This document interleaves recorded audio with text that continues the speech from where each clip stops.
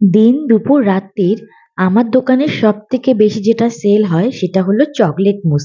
যার দাম মাত্র ৳৫০। আমার দোকানে সেই ট্রেন্ডিং বলো বা ভাইরাল বলো, সবার মন জয় করার মতো মুসের রেসিপি আজকে শেয়ার করছি। তো এই রকম আমি প্লাস্টিকের কন্টেনার নিয়ে নিয়েছি। তার মধ্যে আমি কিছুটা কেকের গুঁড়ো দিয়ে দিয়েছি। আর এই মুসগুলো কিন্তু এগলেসই আমি রেডি করি। তবে হ্যাঁ, এগ দিয়ে যে হয় না তা না, এগ দিয়েও করি। আর তারপরে দিলাম চকলেটি ক্রিম। তারপরে দেবো এর মধ্যে চকো চিপসের ভান্ডার।